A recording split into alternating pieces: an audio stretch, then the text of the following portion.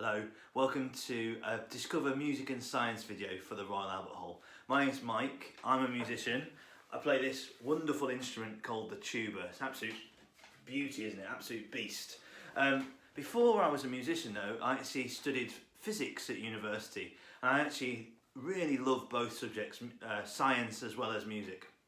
In this video, I want to look at what is sound, how sound is created and how sound travels. There are certain things you need to know going through school about sound as well, and hopefully we'll cover some of those. First up, sound is a vibration.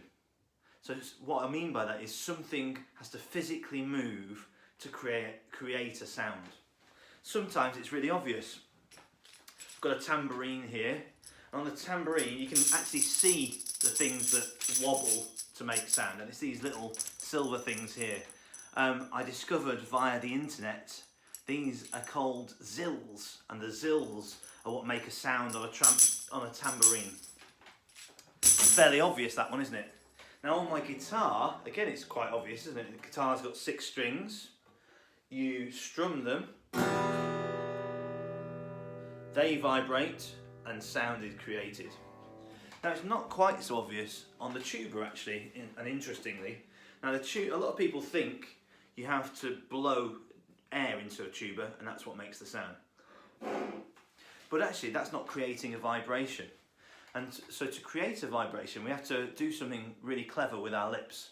And we pinch them together and then blow through them. And that creates a vibration on our lips. And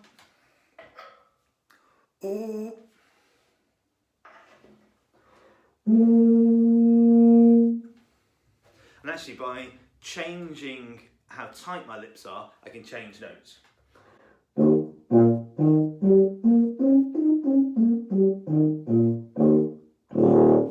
And then the vowels on the instrument just fill in the gaps between the notes.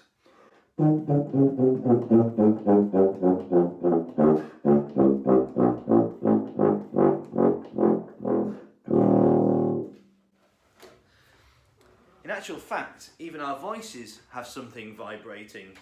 You might have heard of your vocal cords. They are tiny little things, little flaps that wobble in our throats. They're about that big. And you can actually feel your vocal cords. If you gently hold your throat and kind of do a kind of fake meditation sound, you'll actually be able to feel the vibrations. You can actually feel the vibrations coming through your throat into your hands. In a moment I want you to pause the video and try firstly to feel your vocal cords and feel them vibrating, but I also want you to have a think about lots of other musical instruments and how they create sound. So remember, there's always something vibrating in a musical instrument.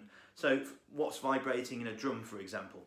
Pretty obvious. Violin, again, fairly obvious. What about a piano though? That's a bit more confusing, isn't it?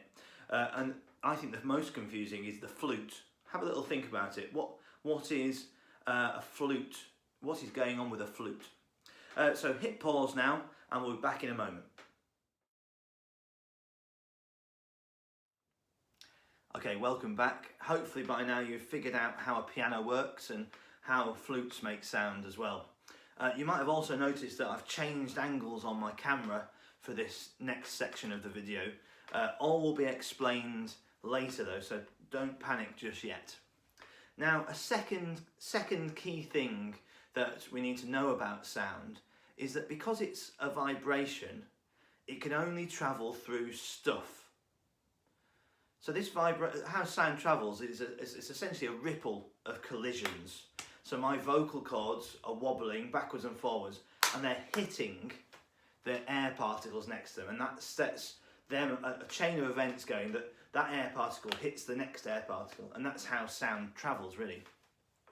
And so we need stuff for it to travel through, and that stuff really means solids, liquids and gases. The only thing sound can't travel through really is nothing or a vacuum.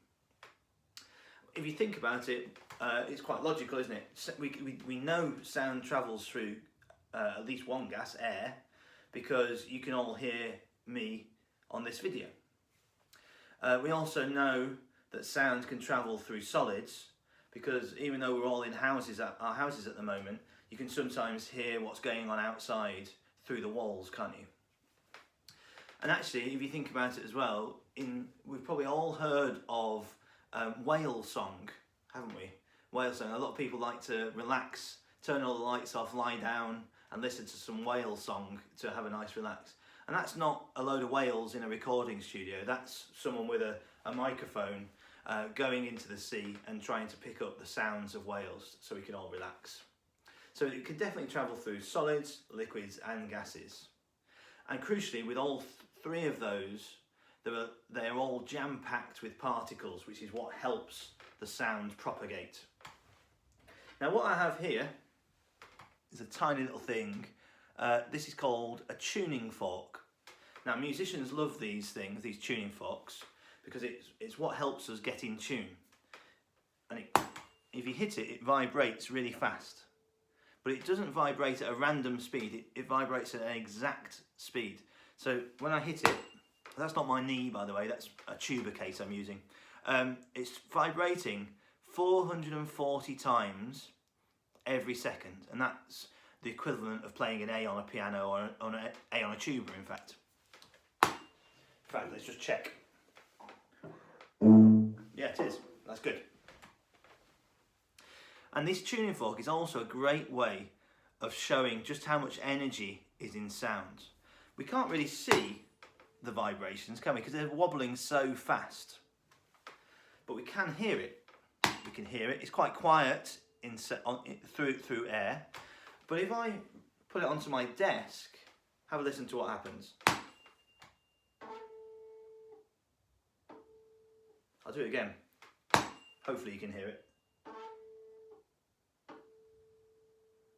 So it turns out my solid's actually a good my desk is actually a good amplifier for sound. And I've also got a glass of water here. And to show you just how much energy is in this little tuning fork, I'm going to dunk it in the water when I hit it. And because it's vibrating so fast, it'll actually displace the water. That's how much energy is in sound, okay? Not very good, that one. Let's try again. Slightly better. I'll try and get it closer to the camera though. Let's try again. Anyway, hopefully you can see that. Cheers. Okay, back to my normal position now.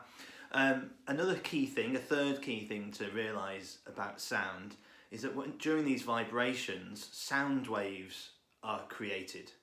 And these have a special name, these sound waves. They're called longitudinal waves. Can you all say the word longitudinal? Longitudinal. Fantastic word to say as well as being a very important thing to remember. A longitudinal wave doesn't behave like a normal wave would. If you think about most waves you'd think of, just go up and down, like the ocean. And in fact, light travels in this way. It's called a transverse wave. But sound is different. So just for ease, I'll show you what a transverse wave looks like with the help of a slinky spring.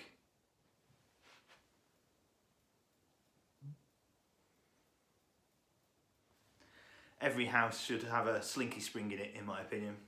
Now, to be clear, that's not what sound looks like, even though it's often represented like that in textbooks and also in music software and even in oscilloscopes. Now, remembering that sound is a load of collisions going forwards, a longitudinal wave would look more like this on my slinky. So if you imagine that each coil in my slinky spring is an air particle, you can start to understand how sound travels. My vocal cords hit the first coil or the first particle, and that makes that coil vibrate.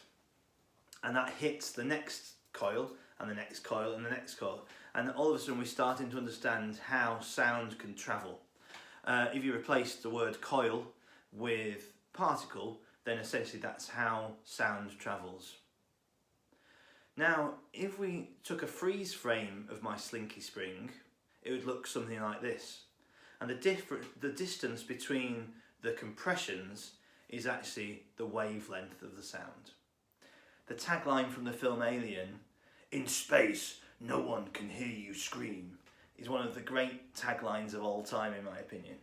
And thinking about what we've talked about in this little video, we can start to understand that it's also scientifically accurate. Now, in space, there are no particles. It's known as a vacuum. And what that means is there's nothing for my vocal cords to collide with, so sound cannot propagate from my voice, from my vocal cords anywhere. So that's why no one can hear you scream in space. In fact, in a lot of films about space, you hear sounds, and that's just added to make it sound more exciting and more dramatic. Space is essentially silent. So that's all I wanted to talk to you about in this little video. There's going to be two other discover the science behind sound videos for you to have a look at. So please do check them out. There's also loads of other fantastic videos to have a look around on the Royal Albert Hall website. So I hope you enjoy those too. Cheers!